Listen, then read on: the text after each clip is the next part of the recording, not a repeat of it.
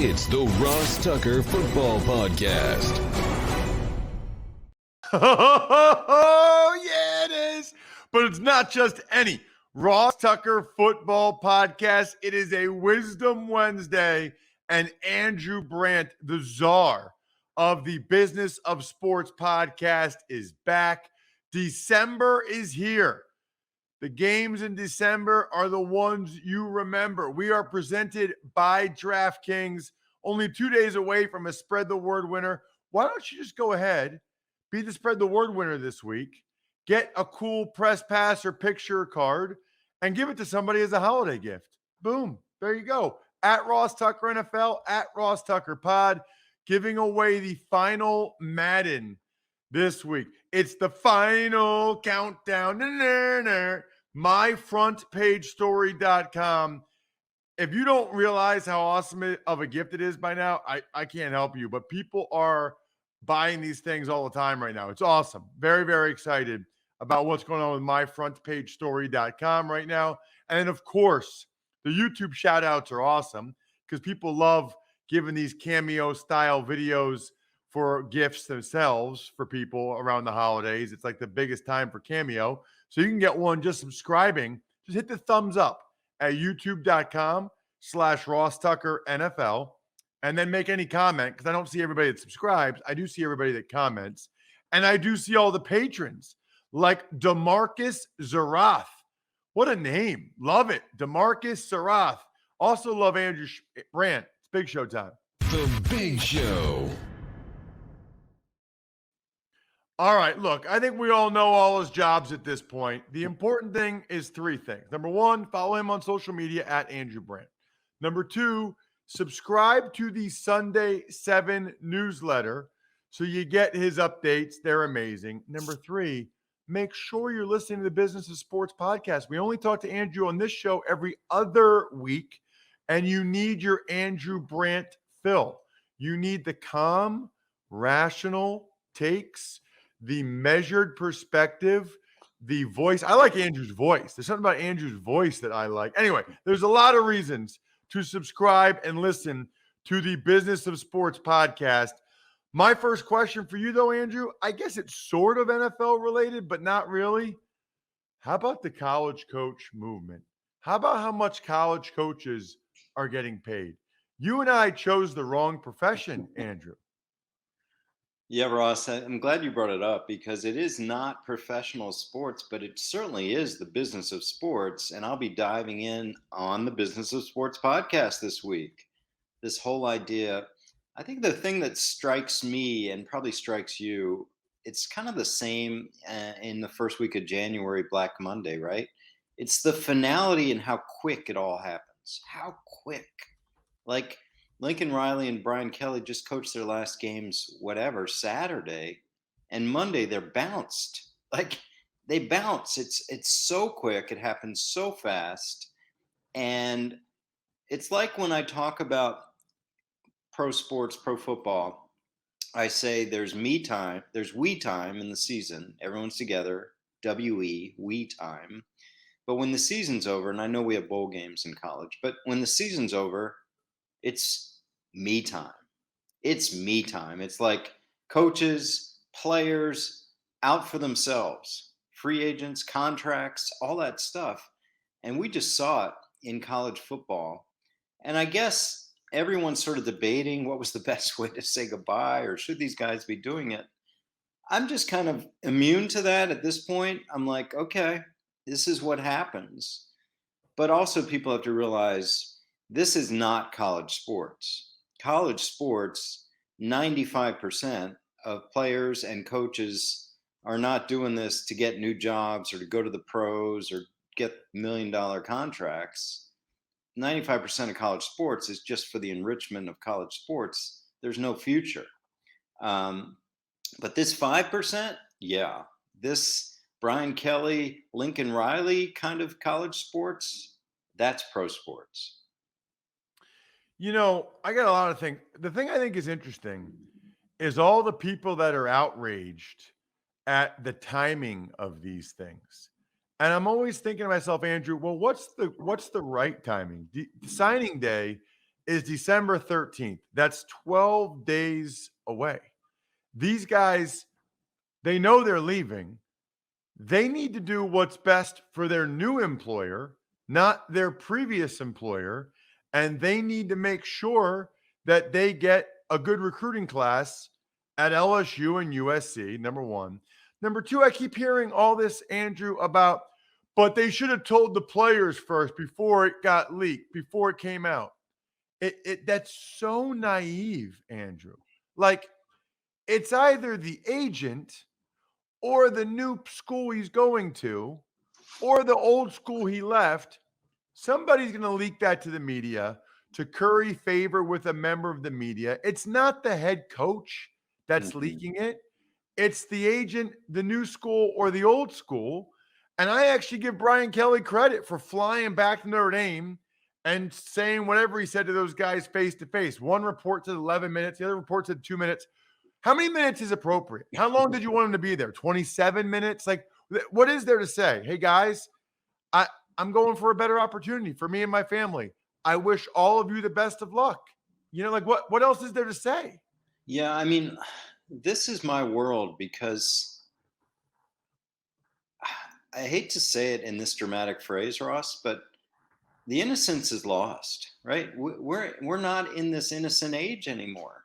It's kind of like you played in an era where concussion awareness was not there.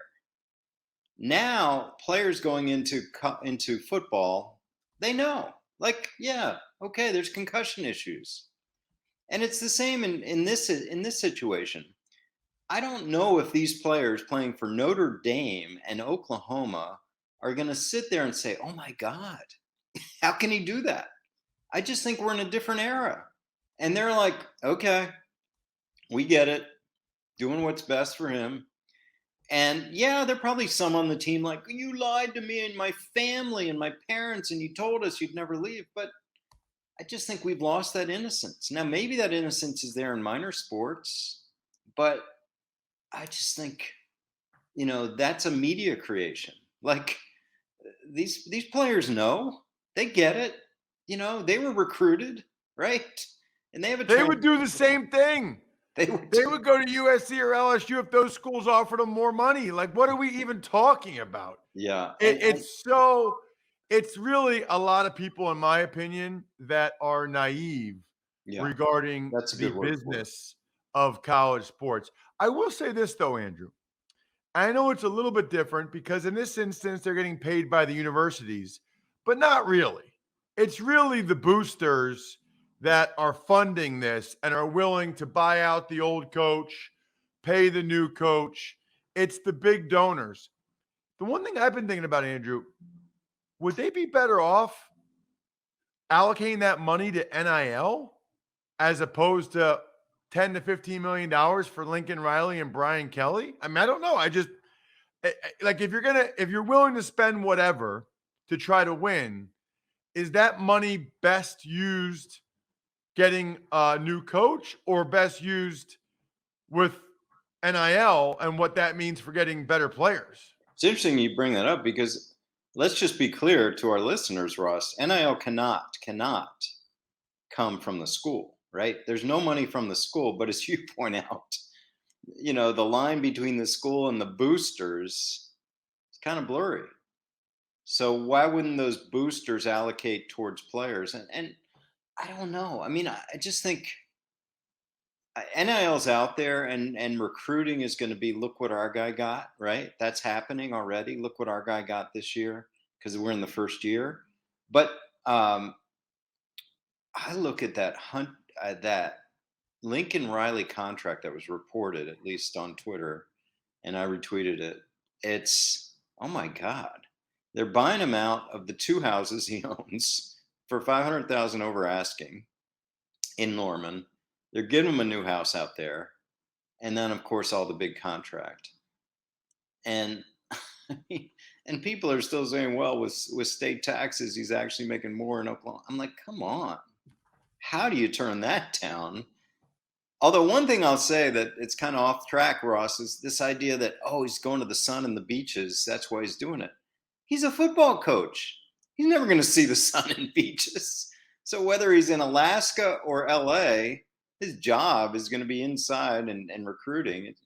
He's not going to see the sun and beaches, like maybe his family. All right, Andrew, I know you talked about this last week on the business of sports and you went in depth on it. But I actually didn't get a chance to hear that episode because I had 3 games last week. So give me your Cliff Notes version of the NFL settling their lawsuit with the city of St. Louis.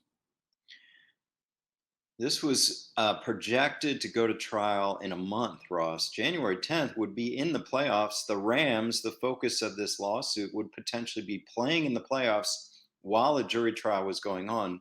And when I say jury trial in St. Louis, that jury would be hard against the big bad NFL and Stan Kroenke taking their team away from St. Louis. But like we talked about with the concussion litigation 5 years ago, at the end of the day, the side of the plaintiffs decided to settle. They took the bird in hand rather than a lengthy trial, which of course would be appealed if the NFL lost.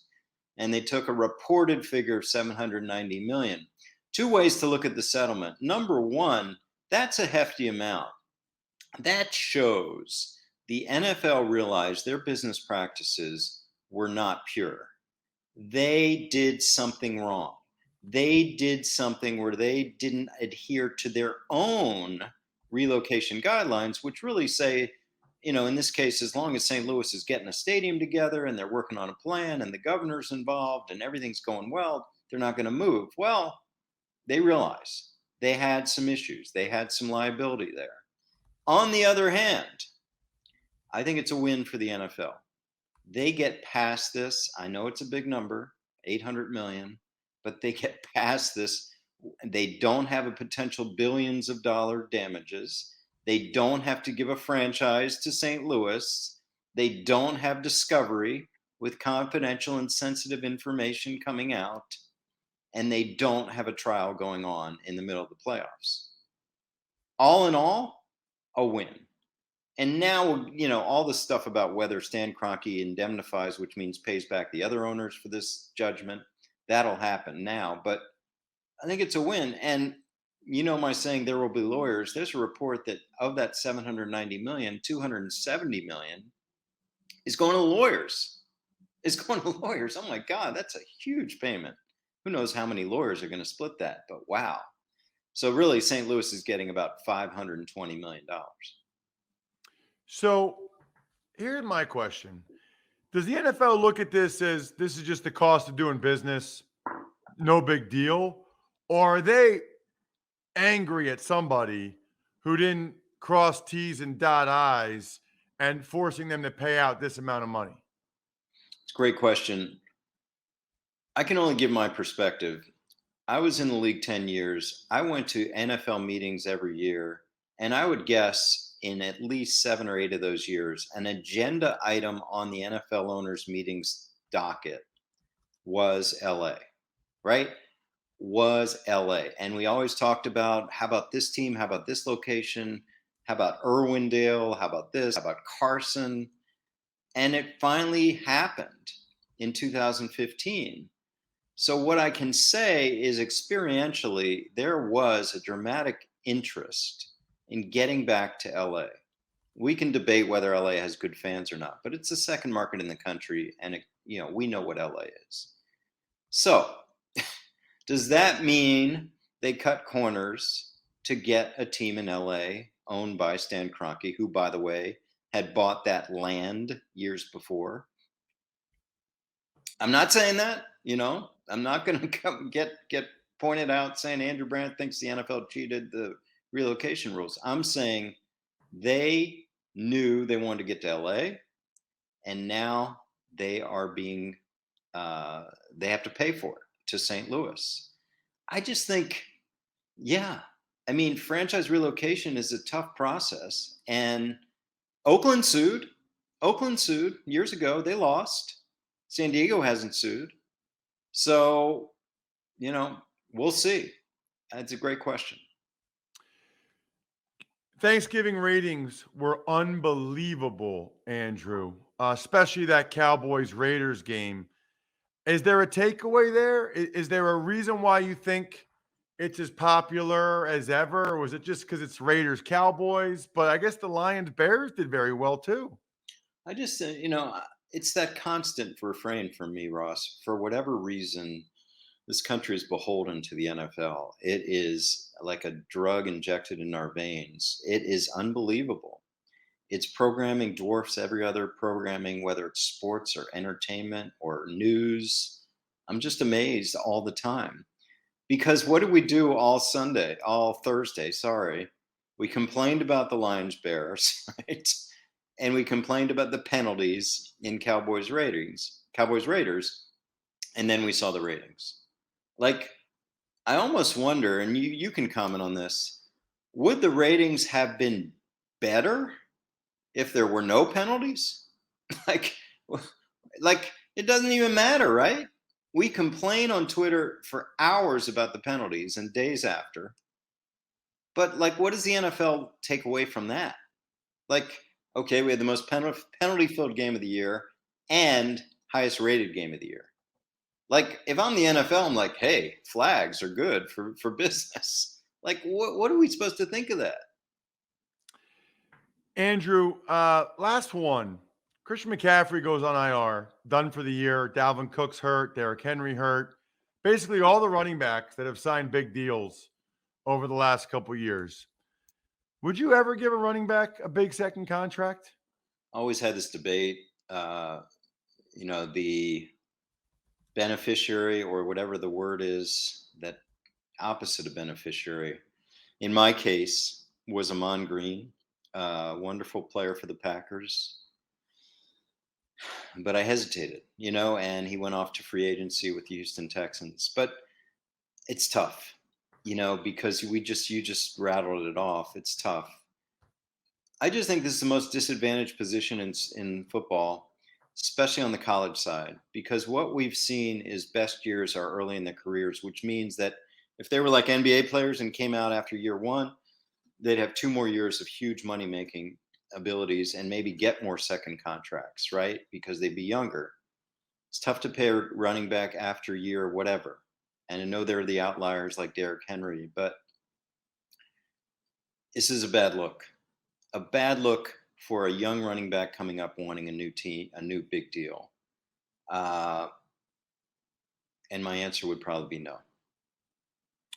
Check him out on social media at Andrew Brandt, and certainly check out the Business of Sports podcast. It is awesome. I'm not aware of any other podcast out there that's like it, or at least close to as good. And then you can get supplemented with the stuff he writes at MMQB, and of course, the Sunday 7, every Sunday morning, his newsletter. Thank you, Andrew. Thanks, Ross. And thank you, whoever invented purple mattresses and the Gel Flex Grid. It's super stretchy, ultra squishy material that adapts and flexes around pressure points and doesn't retain heat. If you're like me and you need something to be supportive of your back and legs while cushioning your shoulders, necks, and hips, it is the Gel Flex Grid. Purple mattresses bounce back as you move and shift. What I like about it, you can try your Purple mattress risk-free with shipping and returns. Financing, by the way, is available too. Getting a great night's sleep starts with having a great mattress. Get a Purple mattress. Go to purple.com/Ross10 and use code Ross10. For a limited time, you can get 10% off any order of $200 or more. That's purple.com/Ross10, code Ross10 for 10% off any order of $200 or more. Purple.com/Ross10, promo code Ross10. Terms apply. Tuck's Takes. Morning, Ross. Let's start with some COVID list additions, including Steelers linebacker TJ Watt and Vikings cornerback Patrick Peterson. Right. I'll add Titans safety Kevin Byard to that list as well. Bri, obviously, we are not past this, and it's affecting a lot of aspects of life still, including the NFL. I mean, I don't know how many of these guys are vaccinated or not. I don't know what that means in terms of whether or not they can play this weekend or the weekend after. I mean, Amari Cooper, who's unvaccinated and tested positive, still has symptoms. He might miss a third game tomorrow night. 3 games in a 17-game season. And by the way, the Cowboys are losing those games without him. I mean, that changes every. I think with Amari Cooper, there's a decent chance they win those last 2 games, and they're a number 1 seed in the NFC. It makes a huge difference. TJ Watt, Kevin Byard. I mean, these are difference-making players for the Steelers and Titans. Tuck's Takes. On to the quarterback front. Giants signed Jake Fromm off the Bills practice squad and appear poised to start Mike Glennon at quarterback on Sunday as a result of the neck injury that Daniel Jones suffered last weekend against Philadelphia. So it sounds like it was the first or second play that Daniel Jones got hurt on, or second or third play he got hurt on. So kudos to Daniel Jones, whatever it was, that he was tough, stayed in the game, finished the game, won the game. But it must not be real good if he's likely out this week. And he must be if the Bills or if the Giants are signing Jake Fromm and have to go with Mike Glennon. Not good, obviously. Mike Glennon's pretty big drop-off from Daniel Jones. Tuck's Takes. Tomorrow night, Thursday Night Football, Cowboys at the Saints. Looks like Taysom Hill's going to start at quarterback, while the suspension of Cowboys D-tackle Tristan Hill reduced to 1 game. Right. I guess after John Runyon suspended him for 2 games, Derek Brooks heard the appeal, reduced it to 1 for that post-game punch of John Simpson. Again, galactically stupid. So he'll only miss 1 game, but that's 1/17 of his pay. So if he's, or 1/18, I guess now. So if he's making $1.8 million, he just lost $100,000 for punching a guy after a game. I mean, that's not worth it. By the way, get him back during the game for whatever he did or you're upset about. And yes, the Saints need a spark, Bry, desperately. So I'm on board with them starting Taysom Hill, although it doesn't sound like he's 100%. Tuck's Takes. Let's talk injuries. Browns right tackle Jack Conklin and Panthers cornerback Dante Jackson both done for the year, as well as Jags tight end Dan Arnold might be as well after he was placed on IR. Flip side, though, Chiefs activated Kyle Long. Be interesting to see if Kyle Long gets in the lineup somewhere somehow. I don't know where that would be, but obviously it gives the Chiefs more depth. Part of the reason probably why they felt comfortable trading Laurent Duvernay-Tardif. No Conklin hurts the Browns because they don't have their 3rd tackle. So now you're on your 4th tackle. A lot of teams have a good next man up. It's the next guy up after the next guy up that usually represents a drop-off. Panthers are dropping like flies with McCaffrey and Jackson. And Dan Arnold had really been a positive for the Jags. So that is a bummer. Speaking of bummer, when there's something on your windshield and you can't see at night or in bad weather, brutal. Visibility is your first line of defense when it comes to staying safer on the road. Seeing better means spotting the unexpected even faster. Look, if you need better visibility, head over to AutoZone. They can help hook you up with wipers. Make sure you've got replacement wipers to help you during any storm, rain, sleet, or snow. If you have dull headlights, that's not cool. Brighten up the road. I got to tell you, even at 42, I don't drive as well at night as I used to. I don't see as well at night. I like having really bright headlights. Bottom line is, make sure you're covered with the winter weather and longer nights ahead. Visit your nearest AutoZone or head to AutoZone.com to start your job today. Get in the zone, AutoZone. All right, bro, let's do an email. Ever wanted to ask an NFL player a question? Well, here's your chance. It's time to Ask Ross.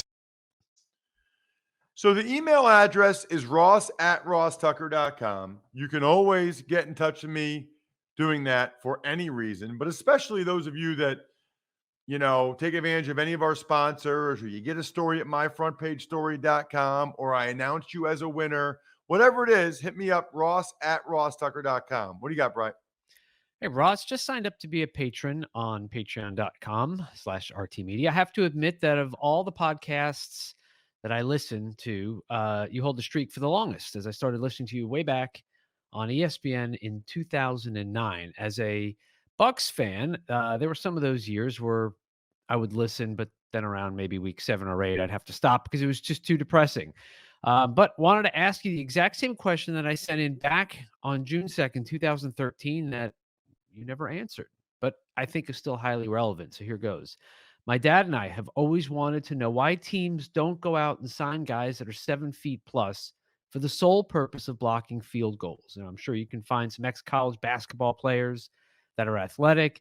And with so many games each year being decided by 3 or less points, it's worth a roster spot. Or is it worth a roster spot? Just put them right up there on the line, have them wave their hands up, and jump to block if need be. Your thoughts? That is from Gary David. Good question, Gary. And I've asked this question before, and evidently that is illegal. It's considered like goaltending. Now if you're talking about so on the line of scrimmage, you can do that. You can't do it at the goalpost. Because I've often said, Bri, what about having like a really tall guy for any long kick that is going to barely go over the crossbar? Now, I don't understand how that can be illegal. An official told me it is, but if you're allowed to block a kick, you're allowed to block a kick. And if you're allowed to, for a long field goal, catch it like the Jags did and they returned it for a touchdown this year, like the Auburn, kick 6 back in the day. I don't know why it's illegal, Gary, but I've been told it's illegal. As for the guy to block the kick, harder than you think to block a kick. In fact, even if you're 7 feet, you really need to get some penetration up front. Plus, you actually have to get you have to be in the exact right spot where the ball is kicked. So you have to get some penetration up front. It's very rare to have anybody block a kick without penetration. Number one, because the kickers can get the ball up. Number two, obviously you put your 7-footer where you think the ball is going to go, but you don't really, it might not be kicked right into his hand. It's a great question. I'd like to see somebody try it.